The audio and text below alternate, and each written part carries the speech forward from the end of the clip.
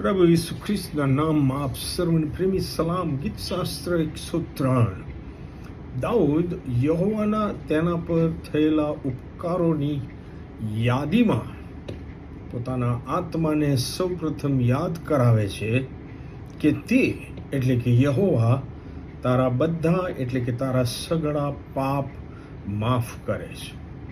હવે પહેલો સમુએલ અને 16 આપણે વાંચીએ છીએ કે યહોવાએ પોતાની યોજનામાં ઘેટા ચારનાર જુવાન અને કુટુંબમાં સૌથી નાના એવા દાઉદને ઇસ્રાયેલના રાજા તરીકે પસંદ કર્યો અને સમુએલ પ્રબોધકે દાઉદનો અભિષેક કર્યો. આ દુનિયાવી દ્રષ્ટિએ એક અશક્ય અને અકલ્પનીય આશીર્વાદ હતો અને તે દાઉદ પણ જાણતો હતો.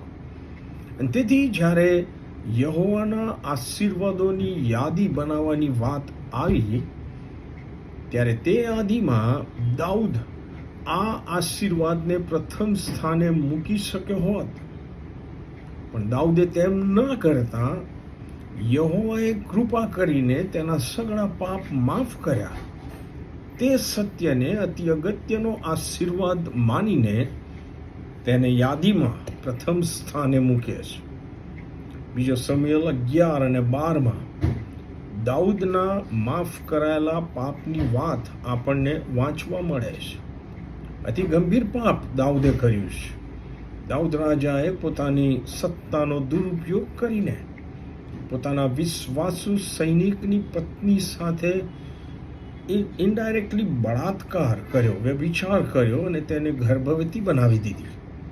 આ પાપ છુપાવવા એણે ઘણી ચાલાકીઓ કરી અને એમાં નિષ્ફળ જતા તેણે છેવટે એ સ્ત્રીના પતિ એટલે કે પોતાના વિશ્વાસુ સૈનિકની હત્યા પણ કરાવી. પણ જ્યારે યહોવાએ પોતાના સેવક મારફતે દાઉદને તેના આ ગંભીર પાપનું ભાન કરાવ્યું ત્યારે દાઉદે હૃદયથી પસ્તાવો કર્યો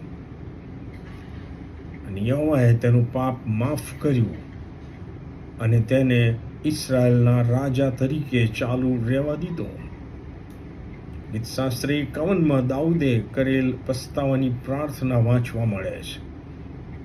દાઉદ જાણતો હતો કે જે યહોવાએ તેની અગાઉના રાજા સાઉલનો તેણે કરેલા પાપને લીધે ઇસ્રાયેલના રાજા તરીકે નકાર કર્યો હતો, તે જ યહોવા તેને પણ આ ગંભીર પાપના લીધે પદભ્રષ્ટ કરી શક્યા હોત.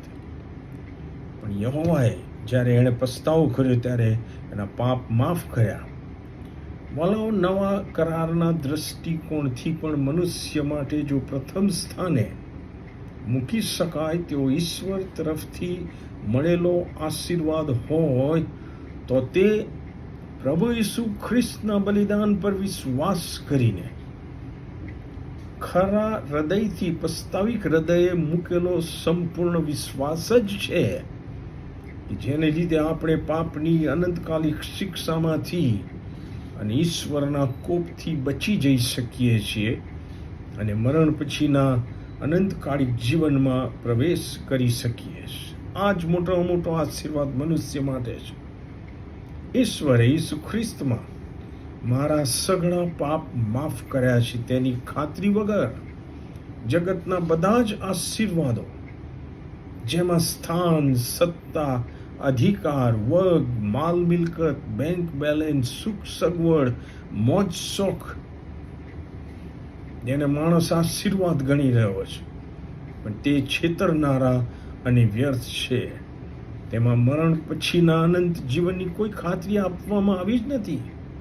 ઈસુ ખ્રિસ્તમાં, કેવળ ઈસુ ખ્રિસ્તમાં પાપની માફીની ખાતરી અને આ વગરના તમામ આશીર્વાદો આત્માને બચાવી શકતા નથી.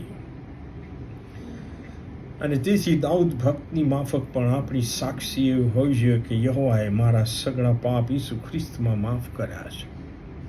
માથી 16 અને 26, માર્ક 8 અને 36, લુક 9 અને 25 ઈસુ ખ્રિસ્તે ભારપૂર્વક કહ્યું છે કે જો માણસ આખું જગત મેળવે પણ તેનો આત્મા સદાકાલિક નાશમાં જાય તો તેને 100 લાભ છે.